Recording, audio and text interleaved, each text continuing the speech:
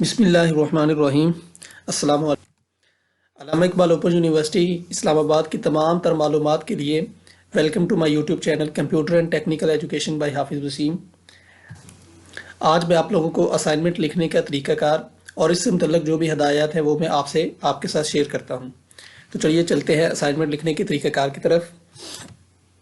तो पहले आप लोगों को सबको मालूम होना चाहिए कि जितने भी असाइनमेंट्स है, चाहे वो 4 असाइनमेंट्स हो, किसी की 2 असाइनमेंट्स हों, उसके अंदर 5 सवाल हों, 4 सवाल हो, 6 हों, जितने भी सवालात हो तमाम सवालात के नंबर मुसावी हैं। अलबत्ता सवाल की नोयत के मुताबिक नंबर तकसीम होंगे। ठीक है, मतलब किसी पार्ट के 2 हिस्से हो सकते, एक सवाल के अगर 5 हिस्से हो सकता है कि एक हिस्से के 2 नंबर हो, एक के 4 हों।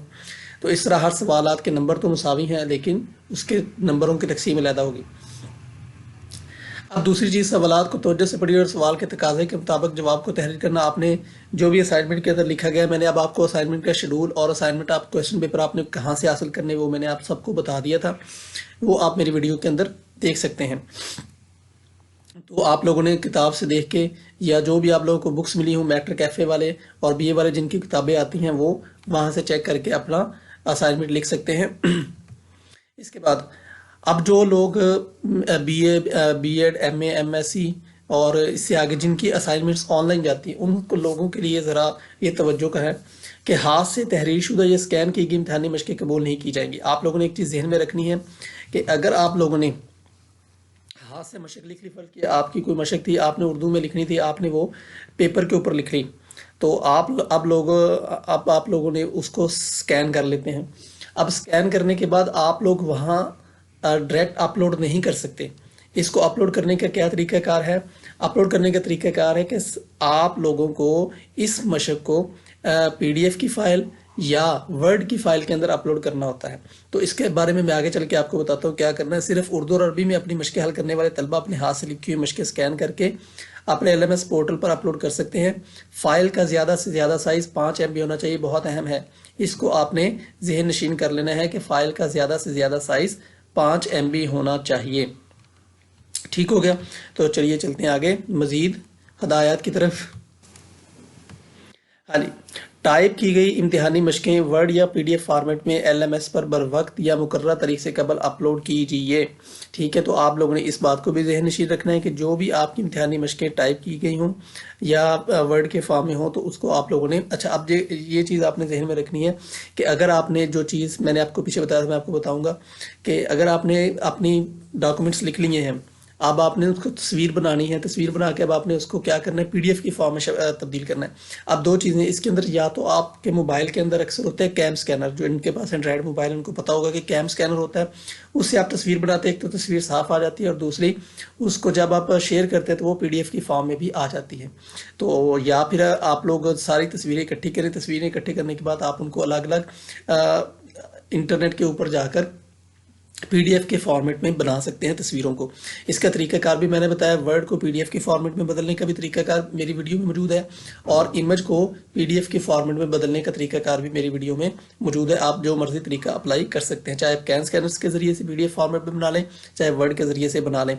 हाँ, दूसरी बात यह कि आप इन दोनों फॉर्मेट के अलावा वर्ड की जो एक्सटेंशन होती है वो होती है .doc या .docx। इसके अंदर आप लोगों ने फाइल को अपलोड करना है एलएमएस पोर्टल के ऊपर। हाँ जी, मुकर्रर तारीख के बाद तारीख की सूरत में, ताख़ीर की सूरत में इम्तिहानी मशक़ें अपलोड ना हो सकेंगी, जिसकी तमाम तर जिम्मेदारी तालिब इल्म पर होगी। बिल्कुल ये बात अहम है कि आप लोगों ने अपने शेड्यूल चेक कर लेना है जो मेरी वीडियो के अंदर दिया हुआ है, और उसके मुताबिक आप लोगों ने अपनी वीडियो को अपने जो भी इम्तिहानी मशक़ आपने उसको अपलोड कर देना है। उसके बाद आपके तर्ज़ियाती और नज़रियाती तर्ज़ तहरीर की कदर अफजाई की जाएगी। मतलब इसका यह है कि आप लोगों ने अपनी तरफ से देख के लिखना, अपने मुशाहिदात की तरफ से आप लोगों ने किसी इंटरनेट से या इधर उधर से कॉपी नहीं करना, बल्कि अपने मुशाहिदात और नज़रियात और तजर्बात से अपने लिखना है। गैर मुतल्लका बहस, मालूमात और कुतब, स्टडी गाइड या दीगर मातालियाती मवाद से हो बहू नकल करने से इज्तनाब कीजिए। वो आप लोगों को इस चीज़ की नफ़ी करते हैं कि आप लोगों ने किसी से देख कर नहीं लिखना, कोई कॉपी नहीं करनी, कोई नकल नहीं करनी। हाँ, जो भी है वो पाकिस्तान है, तो आप लोग इसके अंदर कुछ भी कर सकते हैं, लेकिन जो उनकी हिदायत है उनके मुताबिक आप लोग गैर मुतल्लका बहस, मालूमात और कुतब, स्टडी गाइड या दीगर मुतालियाती मवाद से हुबहू नकल नहीं कर सकते। इस चीज़ से आप लोगों ने इज्तनाब करना है, क्योंकि कई दफ़ा ऐसा होता है कि ट्यूटर आप नकल की वजह से आपको नंबर 0 भी दे सकता है। इसलिए इस बात से को आपने बखूबी बचना है कि आप लोग ने किस तरह कॉपीराइट से बचना है, किस तरह प्लेजरिज्म से बचना है। प्लेजरिज्म से बचने का आप लोगों को, क्योंकि उनके पास एक सॉफ्टवेयर होता है जिसके ज़रिए से प्लेजरिज्म डिटेक्ट हो जाती है, लेकिन अगर आप पीडीएफ के फॉर्मेट में करते हैं तो इसका सॉफ्टवेयर अभी अपडेटेड नहीं है जो कि आपकी प्लेजरिज्म डिटेक्ट कर सके। इसलिए कोशिश कीजिए कि आप कॉपी ना करें, लेकिन अगर कॉपी हो जाए तो भी तो आप लोग बेहतर है कि अपनी असाइनमेंट्स ही तैयार करें। तो उम्मीद है कि आप लोगों को वीडियो पसंद आई होगी। असाइनमेंट के बारे में अगर आपका कोई क्वेश्चन हो तो आप मुझसे कांटेक्ट भी कर सकते हैं। इसके अलावा आप लोगों से रिक्वेस्ट है कि मेरे इस चैनल को जिन्होंने अभी तक सब्सक्राइब नहीं किया वो मेरे इस चैनल को सब्सक्राइब करें, लाइक करें, और वीडियो पसंद है तो इसको शेयर भी करें, और हाँ, बेल आइकन को भी दबाएं ताकि जो भी नई आने वाली वीडियो वो आप तक फ़ौरन से पहुँच सके। Okay, thank you so much, best of luck, अल्लाह हाफिज़।